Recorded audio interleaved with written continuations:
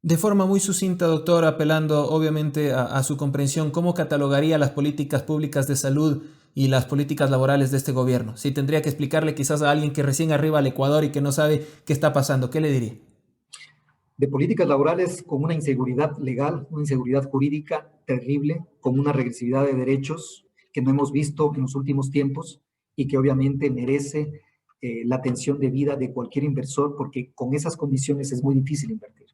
Respecto al tema de salud, con una política incorrecta, poco transparente o más bien nada transparente y corrupta, que ha privilegiado intereses particulares antes que el interés del pueblo ecuatoriano.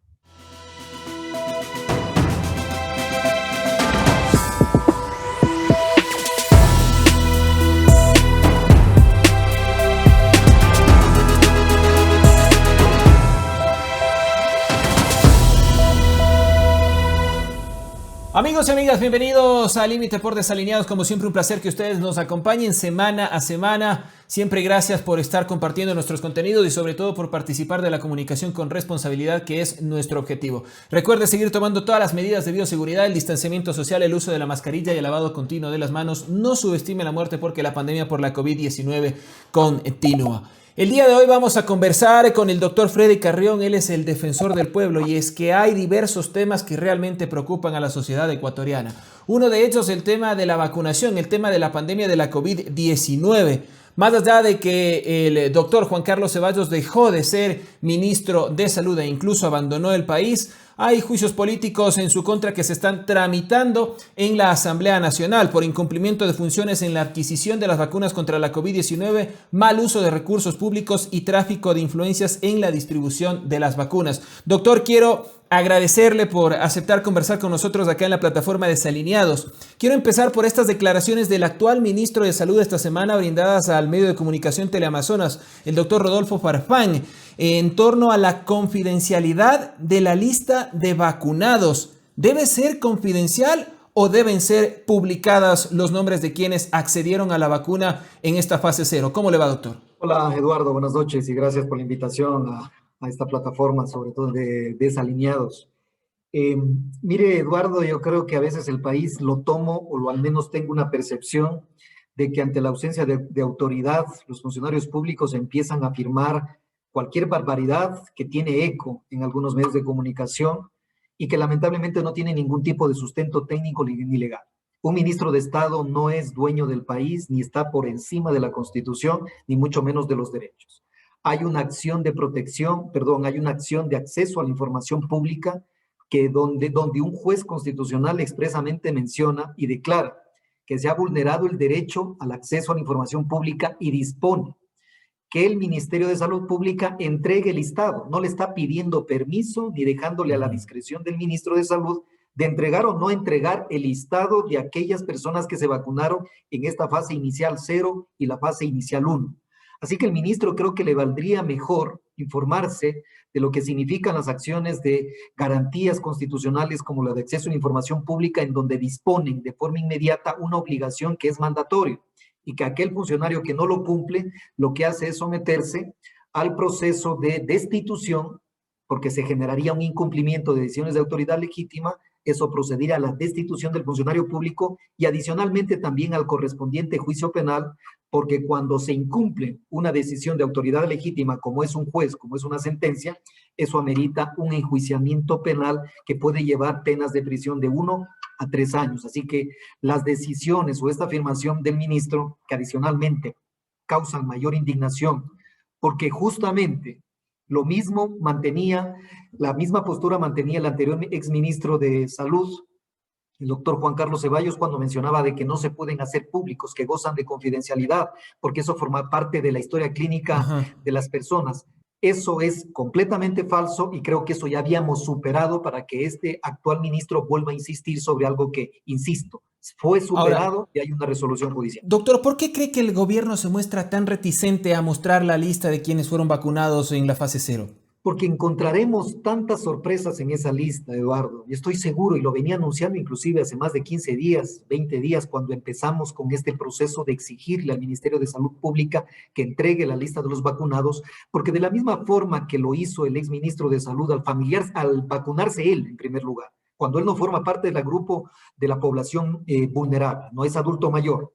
Tampoco está en la primera línea de atención directa a pacientes COVID como para haberse vacunado. Pero adicionalmente haber vacunado a sus familiares, eso a mí me genera una gran duda de que encontraremos familiares, amigos, funcionarios públicos que se saltaron el protocolo, que no respetaron la lista de aquellas personas que por su situación de vulnerabilidad o porque se encuentran en la primera línea de atención directa a pacientes COVID, deberían haberse vacunado. Y eso indudablemente que va a constituir un escándalo de proporciones en el país, como uno más de los que ya estamos acostumbrados, pero que indudablemente debe tener consecuencias jurídicas y adicionalmente judiciales. Ahora, doctor, ¿cómo entendemos que no quieren mostrar la lista de los vacunados en la fase 0, pero esta misma semana a través de las cuentas oficiales del Ministerio de Salud sí mostraban quienes estaban siendo vacunados en la fase, tengo entendido, la fase 1 y mostraban incluso con los nombres de ciudadanos que estaban recibiendo la vacuna? ¿No es esto una contradicción? ¿Cómo lo entendemos? Completamente, completamente. Y por eso ahí radica la mayor duda,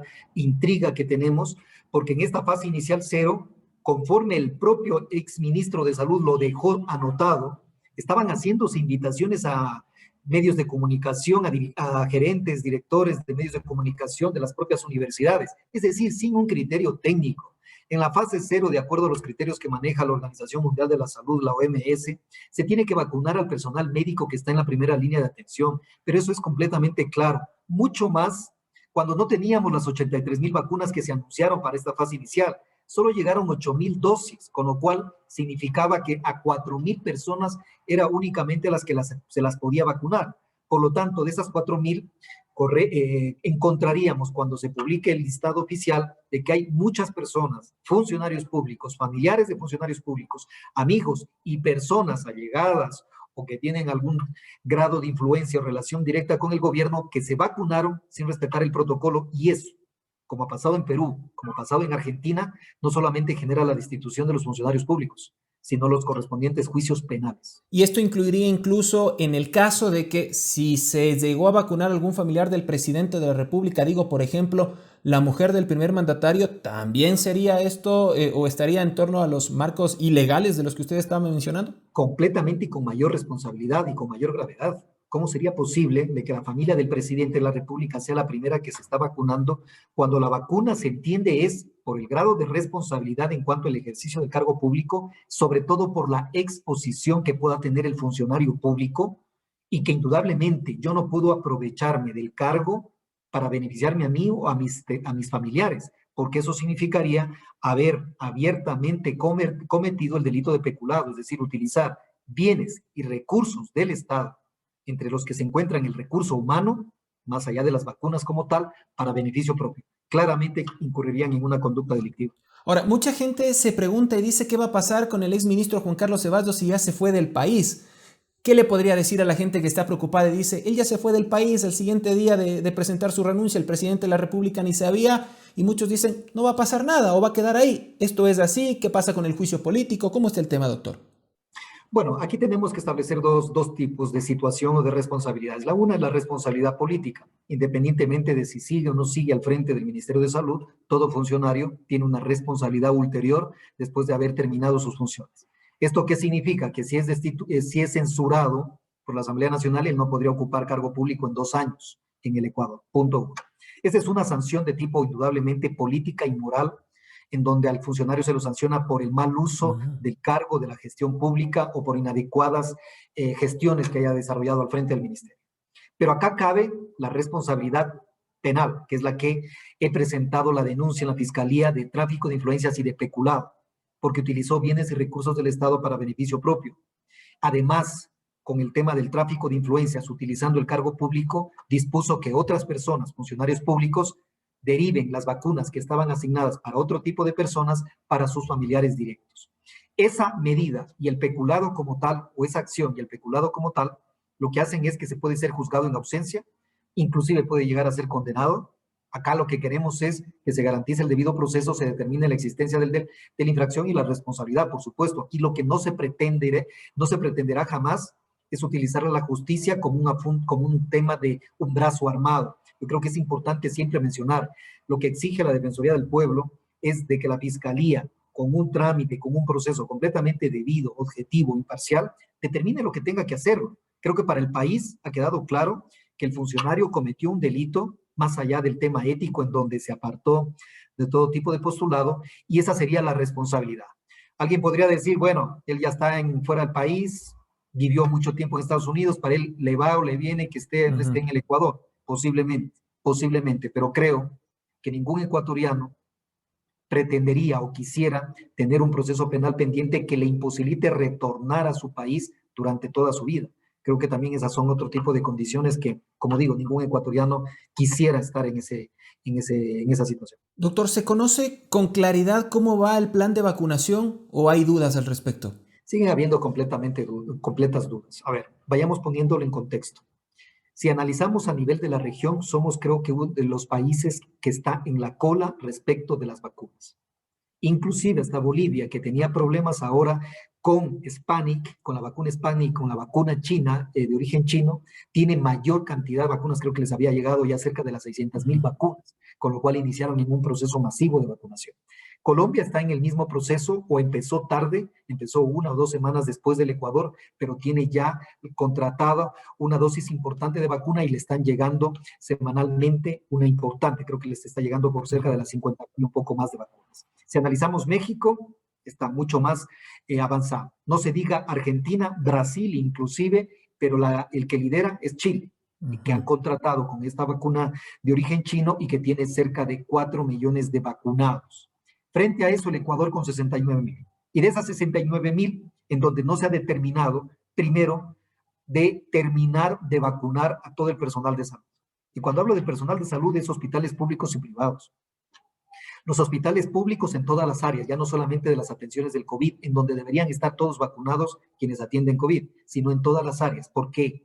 Es necesario que el sistema de salud siga prestando asistencia y atención a otro tipo de personas que tienen distintas enfermedades, sobre todo catastróficas, raras o poco frecuentes. Entonces es fundamental que el sistema de salud inmunizarlo, protegerlo, blindarlo para que continúe la prestación del servicio. Inmediatamente tendría que proceder con los adultos mayores. Usted sabe que de los adultos mayores en el país aproximadamente estamos sobre el 1.300.000, 1.400.000 adultos mayores, con lo cual requeriríamos de cerca de 3 millones de dosis de vacunas, que no existen. Estamos recién en las 69,000.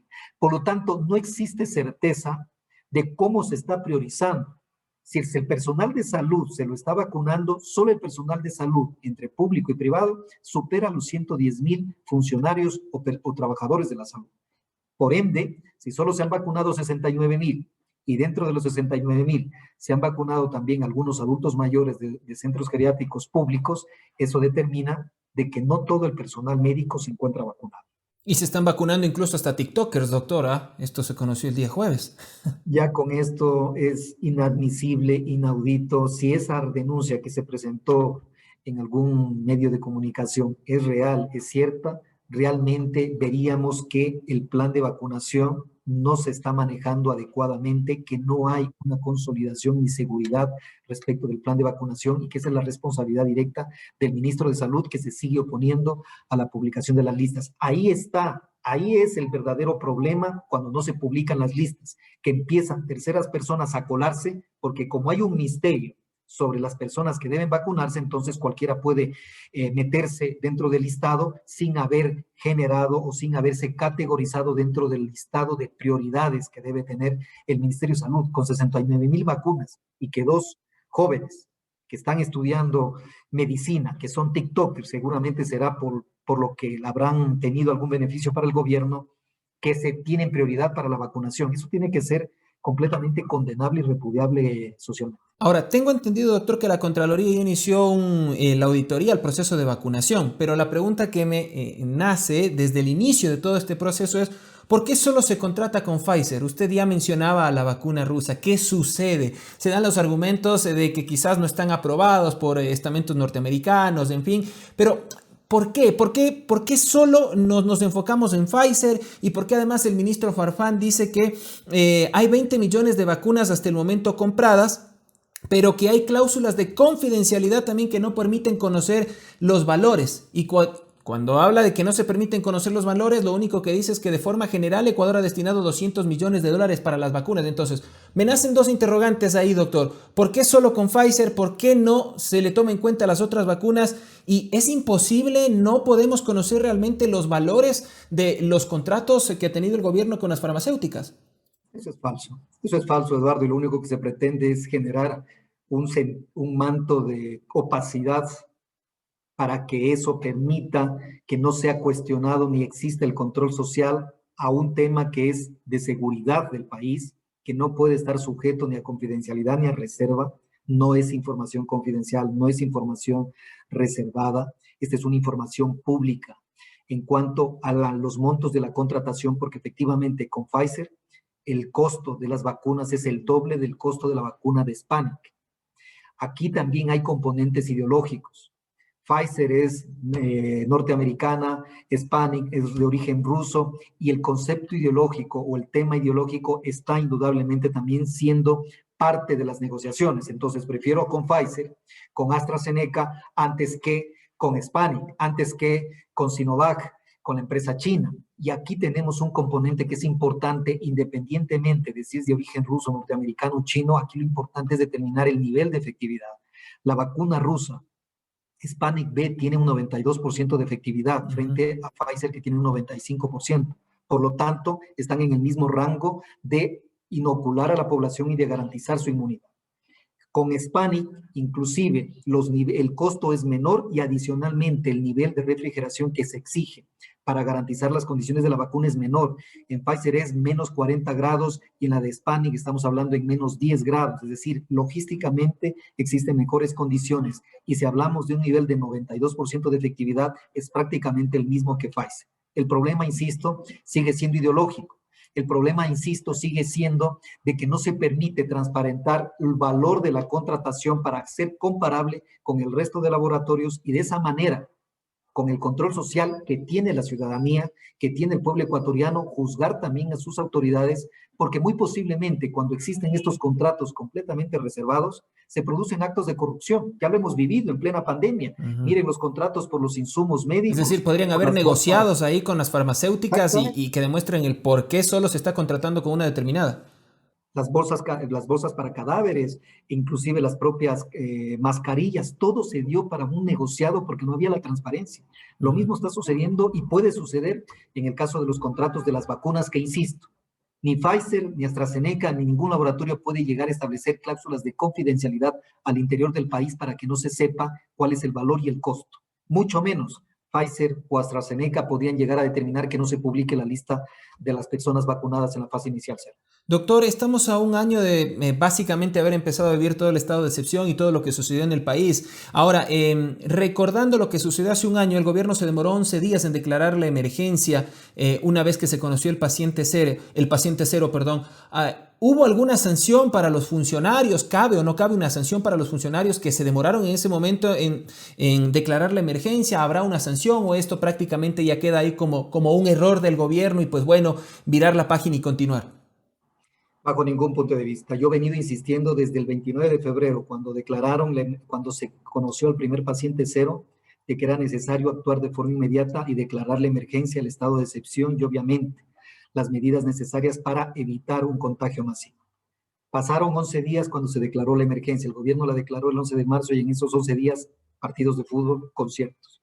Es decir, la gente seguía reuniéndose, congregándose masivamente y ahí tuvimos las consecuencias en Guayaquil El con el peor nivel, virus es el miedo, dijo el gobernador del Guayas en aquel momento. exactamente, con una completa irresponsabilidad del gobernador, que ahora ya no se le dice.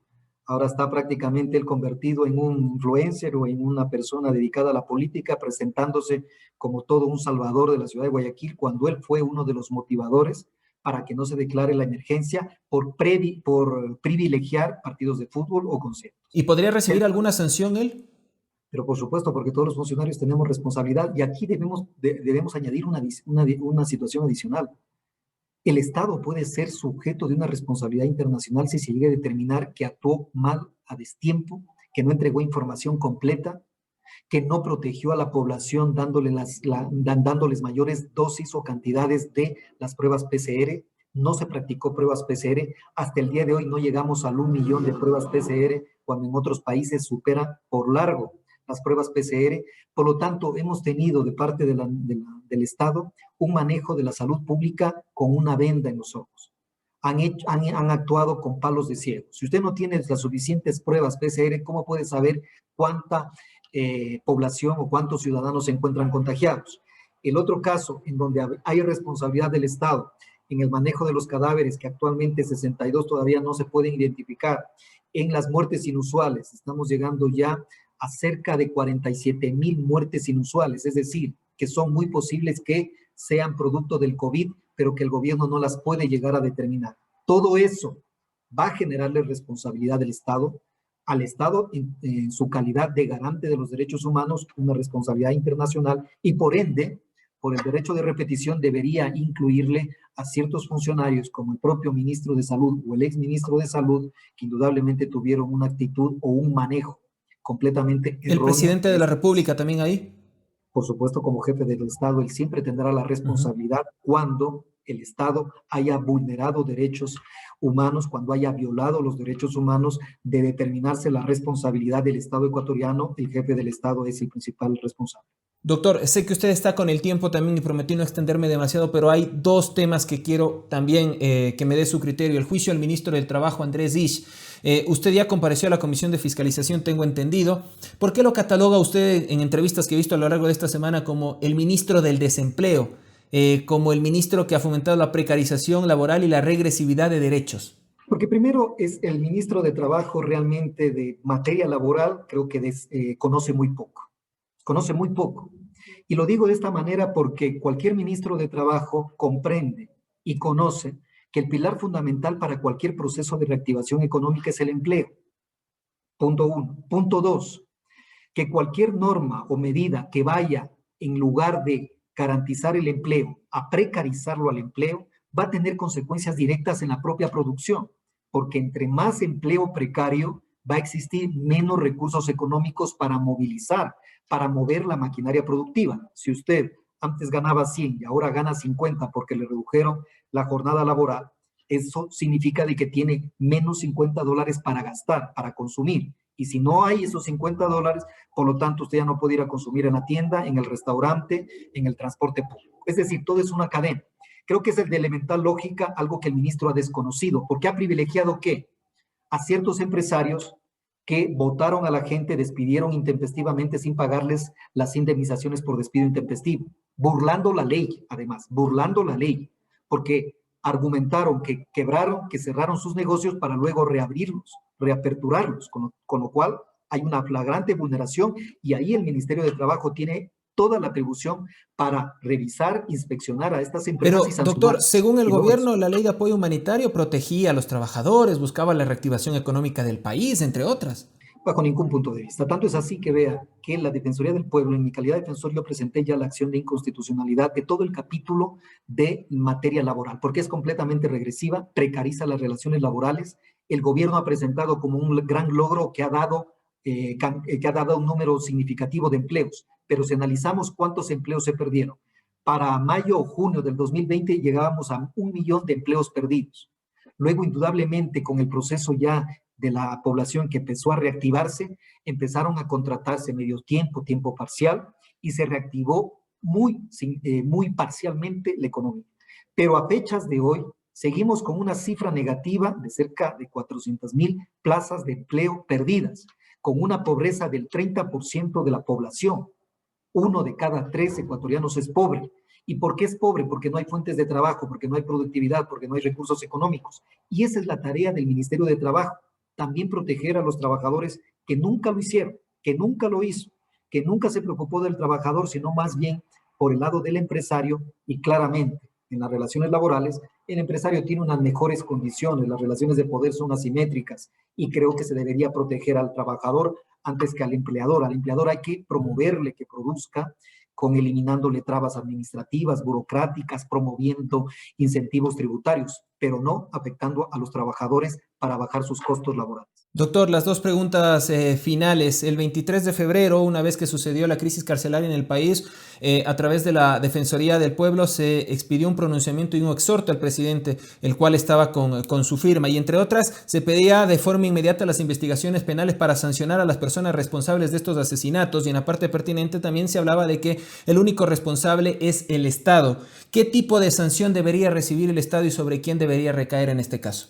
No olvidemos que las cárceles o los centros de privación de la libertad son centros administrados que se encuentran bajo la custodia del Estado. Se entiende que cuando una persona comete un delito, llega a un centro a cumplir su pena, a purgar su pena, a cumplir con una condena por haber cometido un delito. Por lo tanto, el Estado es garante de la vida y de la integridad de quienes se encuentran al interior, para lo cual dispone de agentes penitenciarios, de la propia Policía Nacional, de la estructura física y de servidores para dotarles a las personas que están privadas de la libertad de las condiciones mínimas que garanticen su vida, su salud.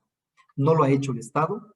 Esta es una responsabilidad que se generará o generará responsabilidad internacional al Estado ecuatoriano, porque estaban bajo su custodia y responsabilidad, lo ha dicho la Corte Constitucional, lo dicen los instrumentos internacionales, la Comisión Interamericana de Derechos Humanos ha llamado la atención al Estado ecuatoriano, porque esto ya se venía a venir. Desde el 2019, estado de excepción en cárceles. Desde el 2020, estado de excepción en cárceles. Ahora 2021 revienta toda una crisis con una violencia inusitada y el Estado no tiene ningún tipo de actuación o de herramientas para detener, controlar ese tipo de violencia. ¿Y por qué no la tiene? Porque yo he sido muy claro. Por ejemplo, a la presidenta del directorio del Organismo Técnico de Rehabilitación Social, Joana Pesantes, que es la secretaria jurídica, yo expresamente le dije que no me volvería a reunir mientras ella lo dirige, porque claramente la responsabilidad está en ella como presidenta del directorio cuando no convocaba. Mire que el 2020, cuando hubo el estado de excepción, solamente 3 reuniones al año. En el 2019, solamente 2 reuniones al año. Uh-huh. Al año, de un organismo técnico encargado de la política de seguridad y de rehabilitación penitenciaria. ¿Cómo es posible entender, entonces, que este tipo de violencias no se haya presentado? Justamente se presenta porque había ausencia de autoridad y de política pública. Y ahí también la ex ministra de Gobierno, María Paula Romo, el ex ministro Carrillo, ¿también tendrían responsabilidad directa? No, porque desde el noviembre del 2018, el presidente de la República encargó de presidente del directorio del Organismo Técnico de Rehabilitación Social a la secretaria jurídica de la presidencia. Uh-huh. Desde esa fecha, la responsabilidad es de ella. Y su responsabilidad, como digo, en articular este directorio, en donde está conformado por el ministro subdelegado de Trabajo, de Educación, de Salud, el MIES, de Deportes, de Cultura y la Defensoría del Pueblo. Y todas las que conforman parte del Ejecutivo no actuaron, no ejecutaron ninguna acción. Yo he esto documentado y permanentemente he sido crítico y le he observado al gobierno. Esto no se está haciendo. Se están incumpliendo estas normas. No hicieron caso a la Defensoría del Pueblo, no hicieron caso al país y a la demanda del país, y las consecuencias las tenemos a la vista. De forma muy sucinta, doctor, apelando obviamente a su comprensión, ¿cómo catalogaría las políticas públicas de salud y las políticas laborales de este gobierno? Si tendría que explicarle quizás a alguien que recién arriba al Ecuador y que no sabe qué está pasando, ¿qué le diría? De políticas laborales con una inseguridad legal, una inseguridad jurídica terrible, con una regresividad de derechos que no hemos visto en los últimos tiempos y que obviamente merece la atención debida de cualquier inversor, porque con esas condiciones es muy difícil invertir. Respecto al tema de salud, con una política incorrecta, poco transparente o más bien nada transparente y corrupta, que ha privilegiado intereses particulares antes que el interés del pueblo ecuatoriano. Doctor, le quiero agradecer por su tiempo, le mando un abrazo y espero que se encuentre muy bien de salud, que es lo más importante en estos momentos, usted y su familia. Muy amable.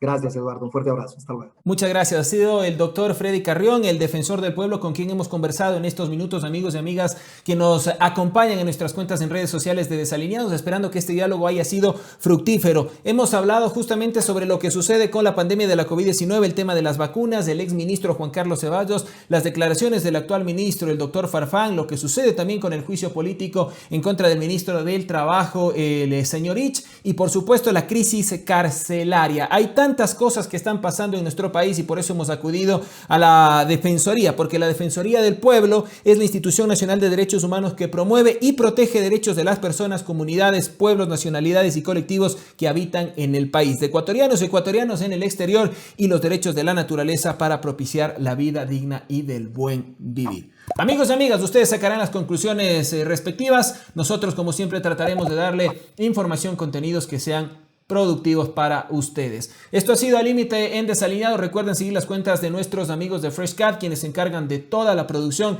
Si usted tiene algún proyecto audiovisual en mente, ahí están los amigos de FreshCat, el gran Gabo y el gran Renato. El gran Renato, como siempre le digo, tiene un parecido sin igual con Enrique Bumburo, así que cuando ya lo contraten, ahí lo van a ver. Sigan en Desalineados. Será hasta la próxima. Soy Dandino. Cuídense. Chao.